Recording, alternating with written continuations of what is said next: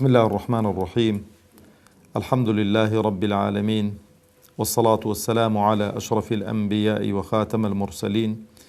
محمد وعلى آله وصحبه وسلم. ربنا هب لنا من لدنك رحمة وهيئ لنا من أمرنا رشدا. ربنا أرنا الحق حقا وارزقنا اتباعه، وأرنا الباطل باطلا وارزقنا اجتنابه. ربنا اغفر لنا ولإخواننا الذين سبقونا بالإيمان،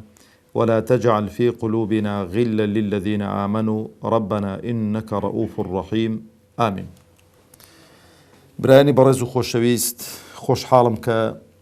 لدرسێکی نوێ بە خزمەتتان دەگەم و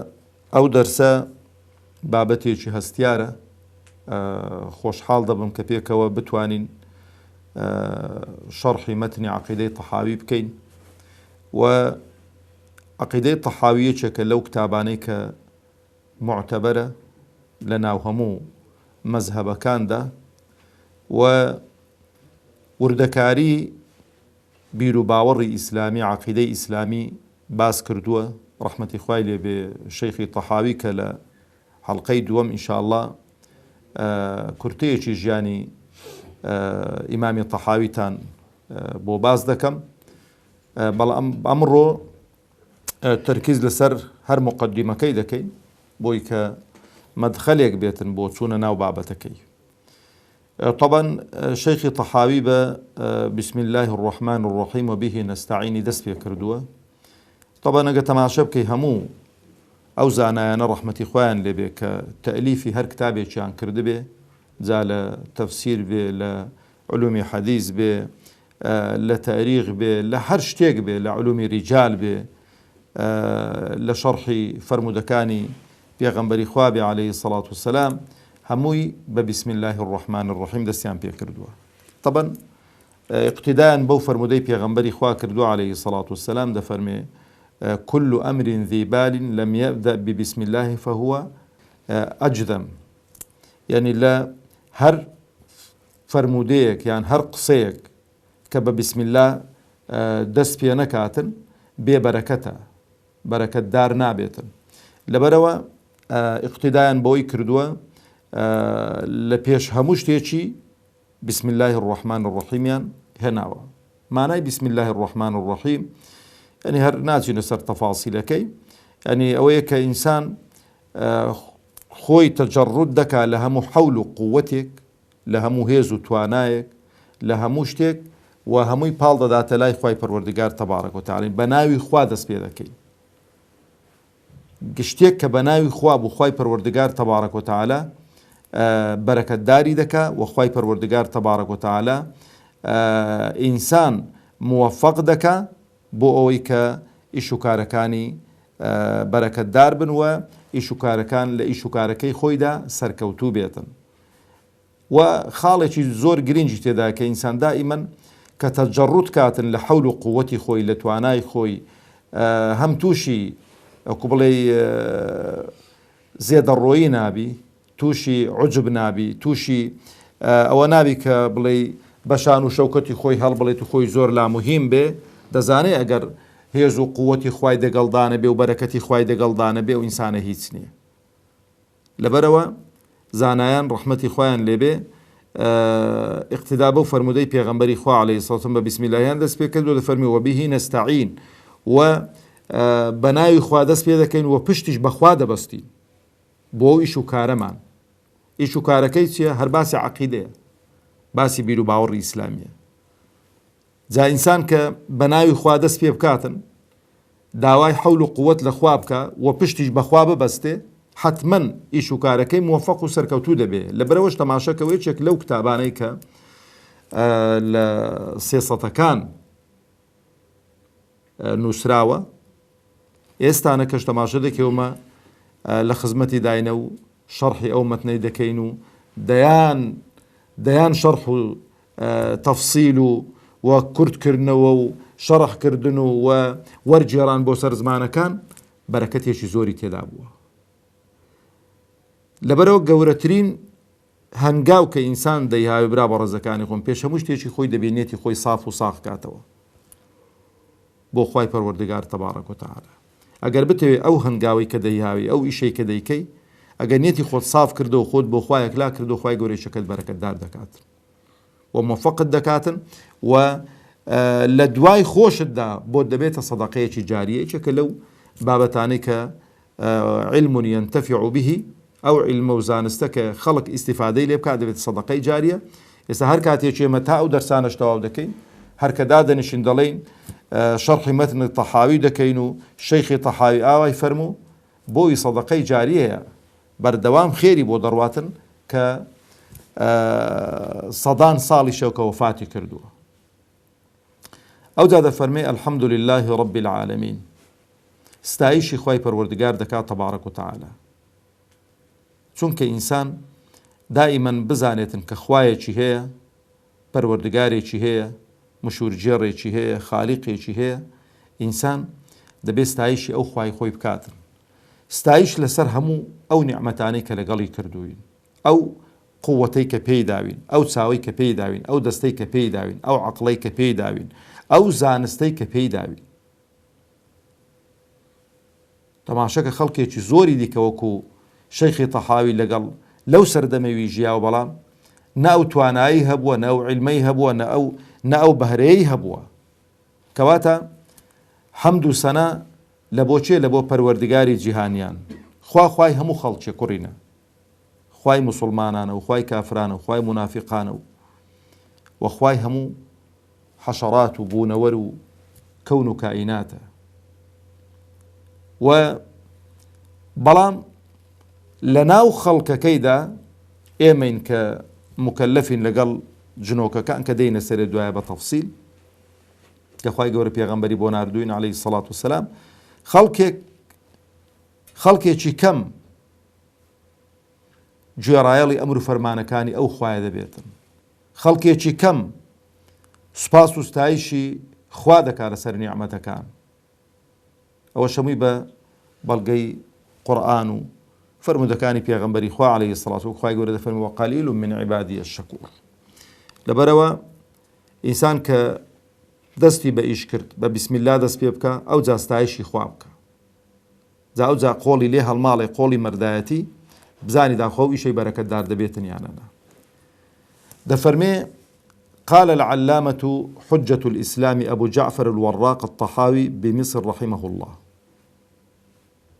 أما شيخي طحاوي لدرسي دهاتو إن شاء الله لدرسي دوم أو توزي باسي جاني تام بودكم أو بياوة طبعا أو كتابي لمصر داناوة بيشيك بو لو عالم برزاني كالسر مذهبي إمامي أبو حنيفة بوه و پیاوێکی زۆر عالم و زۆر شارەزا بووە لەو سەردەمەی خۆی بە ضەروری زانیوە کە چەندێرێک بنووسێتن لەسەر عەقیدەی ئیسلامی بۆی کە خەڵک بەرچاو ڕوون بێتن لە ناسینی خوا تەبارەک و تەعالا کە بەوە دەست پێ دەکاتن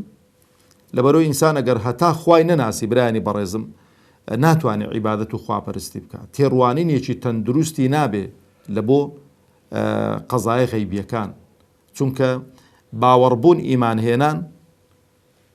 هەموو قەزای غەیبین ئەتۆ کە خوا تەبارەک و تەعالا نایبینی بە چاو ئەگەر باوەڕی یەقینت بەخوا نەبێ چێ قەناعەتت پێ دەکا کە مەلایکەت هەن چێ قەناعەتت پێ دەکا کە زیندوو بوونەوە هەیە چێ قەناعەتت پێ دەکا کە بەهەشت و دۆزەخ هەن کەس چێ قەناعەتت پێ دەکا کە خوا تەبارەک و تەعالا پەیامی ناردووە بە جوبریل عەلەیهی سەڵات وسەلام بۆ محەممەد الموستەفا عەلەیهی سەڵات وسەلام بۆ پێغەمبەرانی دیکە کەس لەبەرەوەش وەسیەت لە خۆم و لە ئێوەش ئینسان زۆر تەرکیز لەسەرەوە بکاتن تا خوای خۆی بە تەواوەتی دەناسێتن ئەگەر خوات ناسی ئەوانەی دیکە زۆر ئاسانن بابەتەکانی دیکە یعنی وچ کابرای کوردەواری خۆمان گوتی لە ئاوێ سازگار خۆشترن کابراکە بە قورژی دادەچێتە خوارەوە بەڵام دەبێت تەرکیز لەسەر بوونی خوای پەروەردگار و ناسینی خوای پەروەردگار و گەورەی و عەزەمەتی خوا و دەسەڵاتەکانی خوا لەبەرەوەش لەو عەقیدەیەدا تەرکیزی زۆری لەسەر ئەو خاڵانە کردووە. دەفەرمێ هذا ذكر بيان عقيدة أهل السنة والجماعة. طبعا أو هذا اسم إشارة بوتي بو أو تسن فقرة و تسن مقطعي كنويسيويتي أو كتابة إشارة بو دكاتن ك أو دياري كردني عقيدة أهل السنة والجماعة. طبعا أو كلمة مصطلح عقيدة أهل السنة والجماعة لكاتك بيدا بوك فرق ضال دروز بون، فرق ضال دروز بون، مرجئة أو خوارج جهمية أو أنا كدروز بون بتايبتي كنفي صفات خواي پروردگاري عن ذكر تبارك وتعالى وتأويلات تحريف تجسيد أو أنا دس بيكر كومل عالميشي خاون مبدأ برتاورون وهداية دراو تبارك وتعالى للان خواي پروردگاروا ومتمسك بسنة پیغمبري خوا عليه الصلاة والسلام هستان كومل كتابيشان تأليف كر بو أويك هم ردي أو شبهاتان بدنوا كأهل زيغ أهواء دروستيان كردو لنا ومسلمانان وهم بويك إنساني مسلمان برتاورون به كدلي أهل السنة والجماعة ما بستي بي أو سي قرني بيروزن أو سي قرني كبيغمبري خوا عليه الصلاة والسلام شاهدي حقي بوداون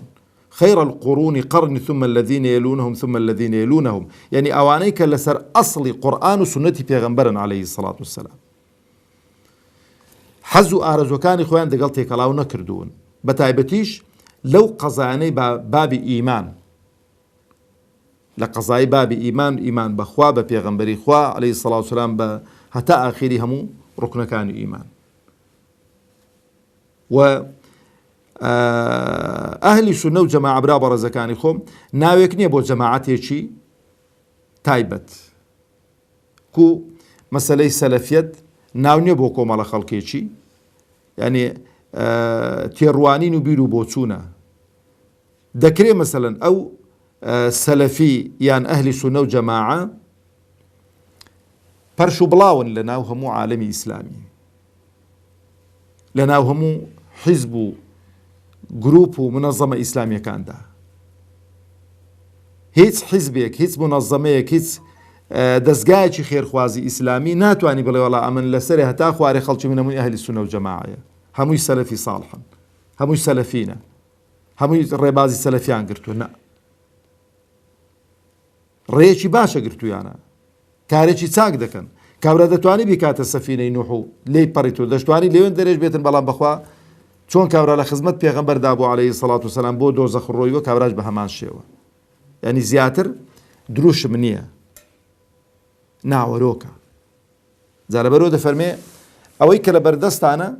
عەقیدەی ئەهلی سونە و جەماعەنی هەموو ئەوەی کە خۆی بە ئەهلی سونە و جەماعە بزانێ ئەوە دەبێت تێڕوانینی بێتن کە دەینە سەرێ دوای بە تەفاسیل لە دەرسەکانمان لەسەر چی دەفەرمێ على مذهب فقهاء الملة ئەلێرانە یەکشت زۆر گرینگە یعنی تەماشەکە شەیخی تەحاوی بۆی کە فێرمان کە دائیمەن ئینسان دەبێ مامۆستای هەبێتن هەر کەسێک بێ مامۆستا بوو شەیتان دەبێتە مامۆستای هەر کەسێک بێ مامۆستا بوو شەیتان دەبێتە مامۆستای و ئەو دینە و ئەو عیلمەیان لە مامۆستاکان وەرگرتووە لە شەیخەکان وەرگرتووە ئەوە پێمان دەڵێ ناڵێ بڵێ وەڵا کاکە شان و باڵی خۆمە و وەکوێ گوتی ناوی کەس نەینیت و بەس بۆی کە ناوی دیاربی هەر بڵێن تەحاوی کۆرە هەر ئەو پیاوە دەفەرمێ چی؟ دەفەرمێ على مذهب فقهاء الملة ملة مەبەستی پێ ئەهلی سونە و جەماعەیە ئەوانەی کە لەسەر مەذهبی ئەهلی سونە و جەماعە بوون عەقیدەیەکی پاچیان بووە ئەوەی کە من نووسیومە دەڵێەوە نییە لە بەرچی خۆم دەری نابیتن ئەلەو مامۆستا بەڕێزانەم وەرگرتووە ئەو مامۆستا بەڕێزانش لە چیان وەرگرتووە لە کۆمەڵە مامۆستایەکی دیکەیان وەرگرتووە ئەو کۆمەڵە مامۆستایەش لە چیان وەرگرتووە لە تابعیان وەرگرتووە تابعی لە چێ وەرگرتووە لە ئەصحابی وەرگرتووە ئەصحاب لە چێ وەرگرتووە ها لە پێغەمبەر عەلەیهی سەڵات وسەلام پێغەمبەر لە چێ وەرگرتووە لە جوبریل عەلەیهی سەڵات وسەلام جوبریل لە چێ وەرگرتووە لە خوای پەروەردگار تەبارەک وتعالە کەواتە ئەو عیلمەی کە ئەمە دەیخوێنین ئەو زانستەی کە ئەمە فێری دەبین دەگەڕێتەوە لای خوای پەروەردگار تەبارەک و تەعالا. هیچ شتێک نییە پێغەمبەری خوا عەلەیهی سەلام لە خۆڕا باسی کرد بێت. و بە تایبەتی باسکردنی قەزای غەیبیات شتێکی تەوقیفیە، دەبێ نەست هەبێ قورئان یان فرمودەیەکی صحیح پێغەمبەری خوا عەلەیهی سەڵات وسەلام. طبعا ئەو پیاوە وەکو گوتمان لە دەرسی داهاتوو ئینشاڵڵا باسی دەکەین، بدایەتی لەسەر مەذهبی ئیمامی شافعی بۆ ڕەحمەتی خوای لێبێ، دوایە مەذهبەکەی گۆڕیوە هاتۆتە سەر مەبەستم شەیخی تەحاوی، هاتۆتە سەر مەذهبی ئەبوو حەنیفەی ڕەزا و ڕەحمەتی خوای لەسەر بێت. طبعا ئەبوو حەنیفەیەکێکە لەو عالمە گەورانە و معلومی جەنابتانە، مەذهب زۆرن لە ئیسلامدا و تایبەتی لە ناو ئەهلی سونە و جەماعەت. مەذهب یانی چێنی طەریقە، یانی عالمێکە ئیجتیهادی کردبێ و لە عەسری خۆیدا خزمەتێکی زۆری کردبێ، خەڵکێک بە دوای کەوتو بێت و خەڵکێک فتواکانی وەرگر بێ و فتواکانی جێی ئەعتیبار بوون لە ناو خەڵکی، ئەو مەذهبە. عەفوەن. بەڵام قەدەری خوای گەورە هەندێک لەو عالمانەی کە زۆر ناوداریش بوون، زۆریش ناودار بوون، علمێکی زۆریشیان پێ بووە، بەڵام تەڵەبەکانیان علمەکەیان مەذهبەکەیان تەدوین نەکردوون، نیان نووسیوەتەوە. لەبەرەوە هوردە ینی مەذهبەکەیان یان طەریقەکەیان یان ئەو زانست و فکر و بیر و بۆچوونیان بۆ ئەو نوسوسانە کۆتایی پێ هاتووە ئیوان. هەرچەندە ئەوەی کە خوێندەوار بێت تەماشە دەکاتن کە لەگەڵ ئەو چوار مەذهبە لە هەموو مەسەلەن ئاڕا فقهیەکان و ئەوانە ئیشارە بەو عالمە گەورانە دەکرێت، ئەمسالی ئەوزاعی و ثەوری و نەخعی و چێ و ئەوانە زۆرێک لەوانە شەیخ الئیسلام ابن تەیمیە و ابن قەیم و هەرچەندە وەکو گوتم ئەوانە نەبوونە مەذهب بڵێن ئەوە بێتن، بەڵام ینی شانیان لە شانی لەگەڵ ئەوانە و چکابرای گوتی عالمتر نەبوون ناعالمتر نەبوون. لەبەرەوە دەفەرمێ ئەبوو حەنیفە طبعاً یەکێکە لەو چوار مەذهبانە کە خەڵکێکی زۆریش ئێستانەکە اقتیدا بە مەذهبەکەوی دەکاتن و ئاڕائیوی وەردەگری لە مەسائیلی فقهی و لە شتانێک کە خلافی لە نێوان مەذهبەکانی دیکەدا هەیە. ئەو جادێتن دەفەرمێ و ئەبی یوسف یعقوب بن ئیبراهیم الئەنساری، ناوی سێ عالمی گەورە دەداتن. ئەبی یوسف تەڵەبەی ئەبوو حەنیفەیە، طبعا کە باسی ئەبوو حەنیفەی دەکرێت باسی ئەبوو یوسفیش دەکرێت، تەڵەبەیتی و لە خزمەتی دابووە و هەموو علمەکانی بە تایبەتیش قەزای فقهی لە سەردەستی خوێندوون و مناصرەیەکی زۆری مەذهبی ویشی کردووە. ئەو جا دەفەرمێکی و عەبدوڵڵا محەممەد بن الحەسەن الشەیبانی، محەممەدی کوڕی حەسەنی شەیبانیان عەبدوڵای کوڕی محەممەدی حەسەنی شەیبانی، ئەوە پێی دەگوترێ صاحبی ئەبوو حەنیفەی. ئەو پیاوە عالمێکی زۆر گەورە بووە و 2 ساڵان لە خزمەت ئەبوو حەنیفەی علومی فقهی خوێندووە و دوایە لەسەر دەستی ئەبوو یوسفی فقهەکەی تەواو کردووە کە پێکەوە تەڵەبەوی بوون، بەڵام ئەو لەوی گەورەتر بووە، بەتەمەنتر بووە، علمەکەی لە خزمەتی وەرگرتووە. بەڵام دوایە مەذهبی ئەبوو حەنیفەی عەبدوڵای کوڕی محەممەدی حەسەنی شەیبانی ئەو مەذهبی ئەبوو حەنیفەی تەدوین دەکات و دەنووسێتەوە و مامۆستای گەورە مامۆستای ئیمامی شافعیە، گەورە مامۆستای ئیمامی شافعیە ڕەزا و ڕەحمەتی خوای لە هەموو لایەکیان بێ و دەفەرمێ ڕەزا و ڕەحمەتی خوای لەسەر هەموو لایەکیان بێ ما يعتقدون من أصول الدين ويدينون به رب العالمين. ئەوە عەقیدە و بیر و باوەڕی ئەو عالمانە بووە و کە بۆتان تەدوین دەکەم و بۆتان دەنووسمەوە و ئێمەش هوردە ئینشاڵڵا بە حەول و قووەتی خوا